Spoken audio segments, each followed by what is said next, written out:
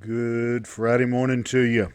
Hope you've had a great week and looking forward to a good weekend. It includes some time in God's house on Sunday morning or again, at least online this weekend.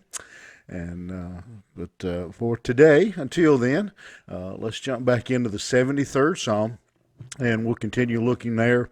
And we're looking at again at a prayer of Asaph, who is talking with God about his confusion, his lack of understanding of why the wicked prosper while the righteous suffer.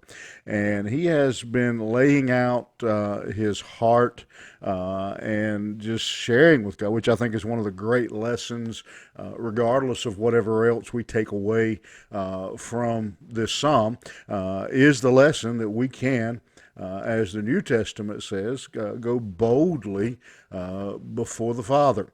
And so Asaph goes boldly before the Father, and shares his heart that he just does not understand what is going on. And he's been describing the wicked man and how they act, and the things that they do, and as again as part of his case for why he doesn't understand. How can someone do these things? How can someone again, as he says in verse 5, they don't have trouble like other people, but their pride covers them, and violence they wear like a garment. They set their mouth against the heavens. How can someone like that be blessed? And it's a question that has been asked throughout the ages, and I am certain that as long as this world stands, we will continue to ask that question. And I want to finish up this morning the section here of Asaph's, not so much complaint, but just bearing his heart, just telling God why, what he sees, what from his perspective, what he sees going on. And so as we pick up in verse 10, and I hope you'll take and again, the several lessons so far out of this psalm and take them as a whole. Ideally, I would have liked to have covered probably the first 16 verses all in one setting, but time just doesn't allow to do that correctly. And so, again, this whole section we've been looking at, again, is Asaph's his complaint. I don't know if complaint is the right word, but just his explanation to God why he is so confused as he looks at these wicked people. And so in verse 10, he continues and says, "Therefore his people return hither, and waters of a full cup are wrung out to them." I know the first time I read that, it may as well still been in Hebrew. That sounds a little confusing, but again, we have to take that in light of what he has just said. Again, in verse 8, he has said that they speak wickedly. Verse 9, they set their mouth against the heavens, and their tongue walketh through the earth. Therefore, because of that, he says, his people return hither, and the waters of a full cup are wrung out to them. What he is saying in that is that these the wicked, his accusation here against the wicked and leading to his lack of understanding of their prosperity, is that as they go about their life of wickedness and their verbal assault on all that is good and holy, he said that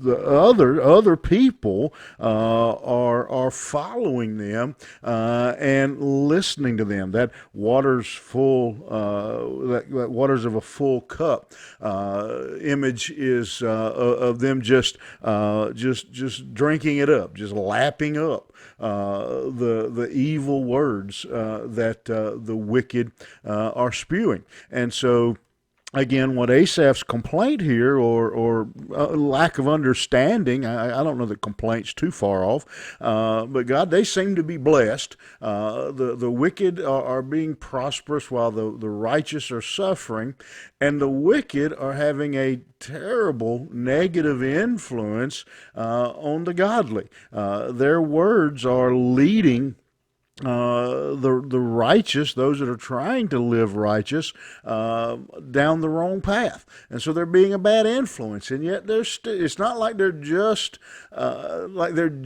hurting themselves. They're influencing and damaging other lives, and yet they are still prosperous. And so I don't understand. And he goes on in verse 11 and says, "And they say, how doth God know? And is there knowledge in the Most High?" And so again, he's going back and he says the wicked here are basically they're saying, God doesn't know. How's God going to know? God doesn't know what's going on. We've been getting away with this. There hasn't been any punishment. There hasn't been any suffering.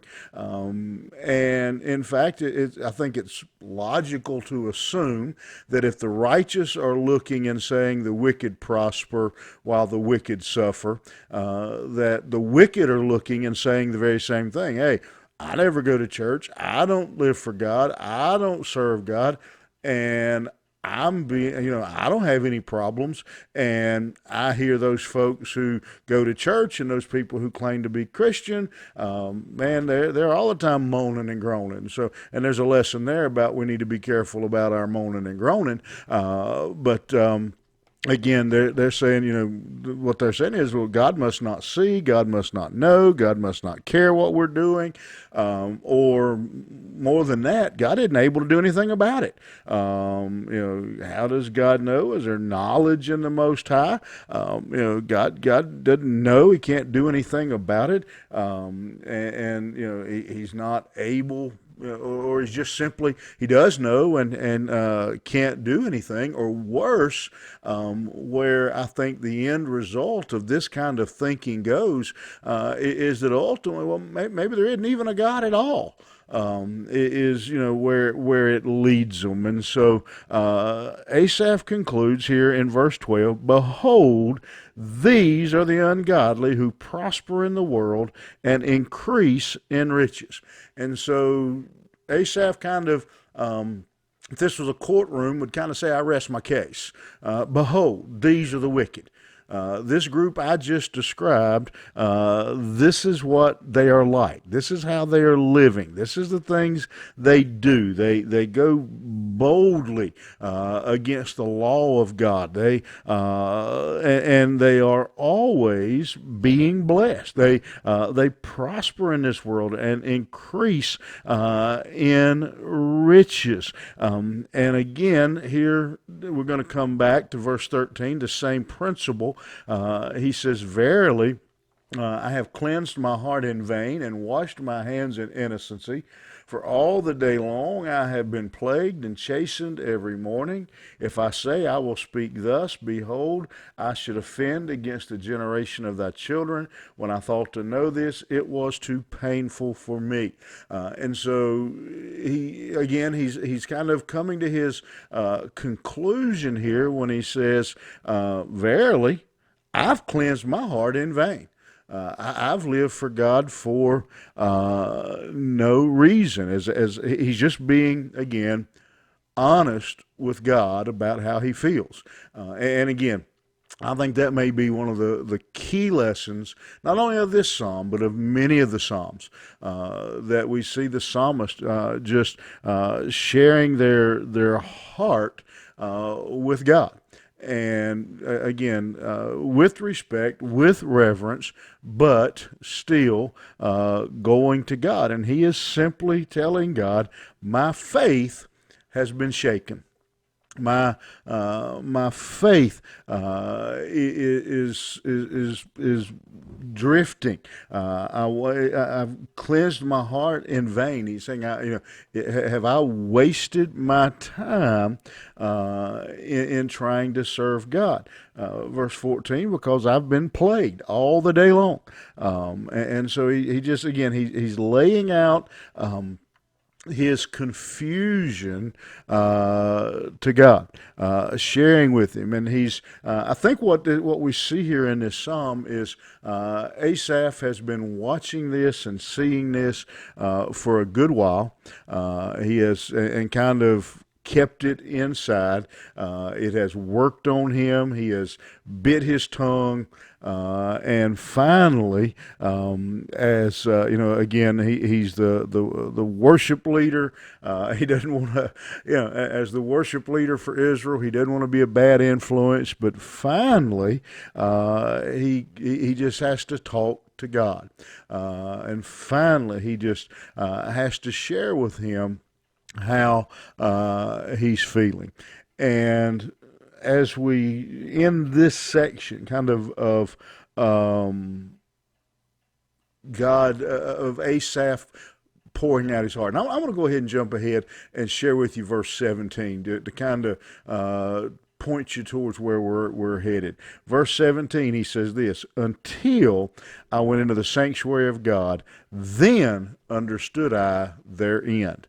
And so, pouring out his heart, Asaph says, I finally got some understanding. But suffering, pain, sickness, financial hardships, family problems can seriously damage our faith, can cause some serious damage to our faith. And I want you to see several things in this first section of this psalm. First of all, again, I've said this several times in this psalm, I've said it several times through the book of Psalms. We do not read where God condemned Asaph for these feelings. He doesn't strike him with a lightning bolt. And again, I'm saying to you, I think it's one of the greatest, most important lessons of all the Psalms. This Psalm and many others is that God is, we are allowed, we have the freedom to bare our hearts, to unload at the feet of the Father. That I think that is again, if we don't learn anything else in all of the Psalms, that is I think one of the greatest lessons that we learn here. The next thing I notice here is that again, and I said this a while ago about our moaning and groaning. Asaph was careful. Obviously, that he didn't voice this in front of God's people. He didn't want to undermine someone else's faith who was struggling along. He went straight to God with his burden and with his concern, and I'm certainly not, and I don't think the Bible's teaching us either to never talk to others, to never to not have earthly friends who we share our burdens with. But I do think a lesson that we should take from this is to be very careful in who we choose to share those things with. Make certain that when you're sharing your burdens and your heart with someone, that person is strong enough in their faith to be able to handle what you are putting on them. You need to find a good, solid Christian friend who you can rely on, who you can cry on their shoulder. But we also need to be very careful that we choose that person very carefully, that we don't undermine their faith. We need to be sure that it's, and I'll just throw this one in for free, that it's someone we can share our heart with, who won't share it with the world. But I think we do need to be very cautious of what we say out in the world, and certainly I think we need to be very cautious, very, very cautious. In fact, extremely rarely do we share our burdens and our heart with someone who doesn't know Jesus. That could hinder them or become a stumbling block to them ever accepting Christ. And again, I'm not saying these are hard and fast never do's, but I do think they need serious consideration, that we take our burdens to God first, and then we choose very carefully who our earthly who the person on earth, who the human being, I'll get it out of there, who the human being is, that we place our burdens on, that they're able to bear them, that they're able to hold them, that we don't pile our burdens on someone else who's already burdened, who's going through hard times. Something to think about. That I believe will help you and be a real help to those around you. And I hope you'll think that over. All right, we'll see you back here first thing tomorrow morning. You have a great day. Hope you have a great weekend. And love to see you in God's house this Sunday morning.